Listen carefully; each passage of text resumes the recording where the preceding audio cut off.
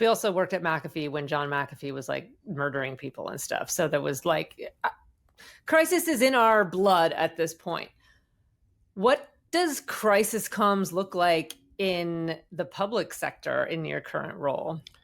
Yeah, so I think part of what we do is we work towards safe schools and communities. So after the tragedy at Sandy Hook in 2012, county leaders came together and said, you know what, we've got to come up with a series of protocols for all the bad things that could happen on a school campus. And so the county office has really led the way, and we've developed something we call the Big Five. So those are things like shelter in place, lockdown, all sorts of things like that. And we work very closely with local law enforcement and school districts and city council members to ensure that everyone's following these protocols.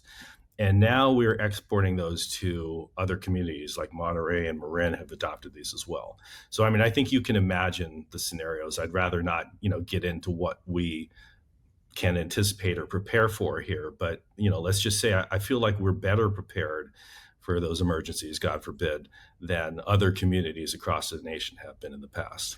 So, Other than those like major events that we shall not name for sake of sanity, are there like day-to-day like crises that pop up in your world, or is it really just kind of the big things you hope never happen? Well, no big crises like the founder being a person of interest in a murder investigation. Uh, Yet.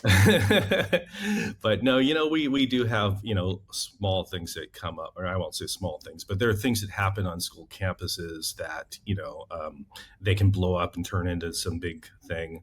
One of the schools in our district, they actually did work with an anonymous reporting tool to say, hey, there's a student who's threatening violence, and they went to that student's home and they actually did find weapons in that home.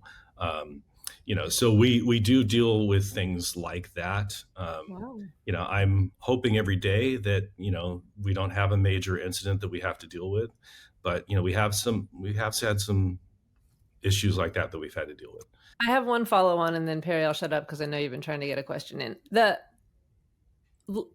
Anytime there is some newsworthy event in a school in your county, does that go to you? Is that how it works? So some of the districts have their own school communicators, and we work very closely with those communicators coordinating messages, and they know that I'm here for them as a Got sounding it. board. But they operate independently because their boards are elected, and then they appoint their superintendents, and the superintendent chooses the communicator. In smaller districts, they don't have school communicators. So those districts, they rely on me more heavily.